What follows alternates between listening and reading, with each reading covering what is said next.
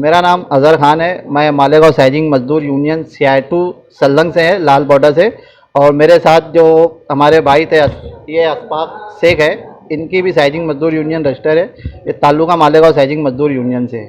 यहाँ पर आज हम एक निवेदन देने आए थे। मालेगांव शहर में NGT CA और NRC के माहौल के अंदर एक चीज़ और पैदा हुई है जिस पर आज तक शायद बहुत कम लोगों ने गौर किया, और वो है साइजिंगों का बंद होना। NGT के मार्फत जो साइजिंगें बंद हुई है, और उसका असर ये हुआ कि अच्छी बात है कि साइजिंगों में जो पॉल्यूशन, साइजिंग कचरा जलाने की वजह से जो बीमारियां फैल रही थी उसका रोकथाम हो रहा है। लेकिन उसके अंदर जो साइजिंग के अंदर कम से कम 30 से 50 कारीगर कम व बेश काम करते थे एक साइजिंग के अंदर, तो इस बिना पर हज़ारों कामगार जो है बेरोज़गार हुए हैं। और हम आज उसी ताल्लुक से एडिशनल कलेक्टर साहब को निवेदन देने यहाँ आए थे कि इन कामगारों को हुकूमत अपने तरफ से कोई मुआवजा और तनख्वाह चालू करे जब तक कि यहाँ के साइजिंग के हालात नहीं सुधरते। क्योंकि सेठ का अभी खुद का उनके कारोबार बंद है, हम उनसे डिमांड नहीं कर सकते। हम चाहते हैं कि हुकूमत अपने पास से अपने तौर पर हमारी सहायता करे, और आज कम से कम हज़ारों का, सैकड़ों का कामगार बेकाम हुए, बेरोज़गार हुए। आगे चलकर जब ये बारी लूम पर आएगी, जब साइजिंग में बीम ही नहीं बनेगी, तो कारखानों में क्या जाएगा? तो कारखाने भी के कामगार भी बेरोजगार हो जाएंगे, और भूखमर्री का शिकार मालेगांव में बहुत बड़ा तबका एक होने वाला है।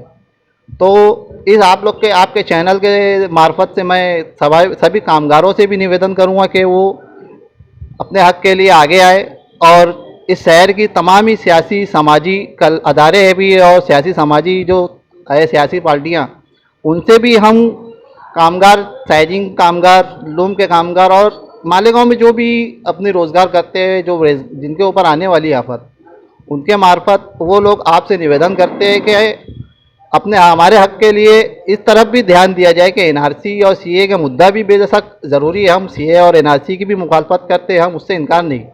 लेकिन यहाँ आज चूल्हे के ऊपर आफत आई है, हमारे पेट के ऊपर मुसीबत आई है, तो हम आपसे भी निवेदन करें। और अगर ठीक है, आज हम यहाँ कलेक्टर ऑफिस आए थे निवेदन देने, और उनको दिया, उन्होंने हमारी बात ऊपर मुख्यमंत्री तक पहुँचाने की बात कही है। हम उनका भी शुक्रिया अदा करते हैं आपके चैनल के मार्फत।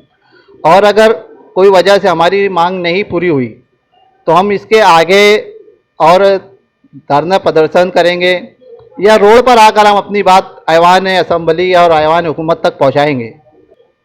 उन्होंने तो जिस तरह से जवाब दिया है, एक वही लगा है कि जो सरकारी डिपार्टमेंट की रवायत होती है कि ठीक है हमको सब पता है, लेकिन हम बैठे हैं, आप आएंगे, अब आप आए हैं तो हम पहुंचाएंगे। तो उन्होंने वादा तो किया है बात पहुंचाने का, देखते हैं अभी। भाई ऊपर से अभी तक तो कोई आया नहीं। हाँ, हमारे हाथ में तो जो नहीं है, नहीं बोले उन्होंने तो यही बोले कि भाई हमारे हाथ में तो कुछ है ही नहीं, ऊपर से जो आएगा, जो ऊपर से होगा वही करेंगे, हम लोग हमारे काम कुछ नहीं कर सकते, ऐसा उन लोगों ने बोला।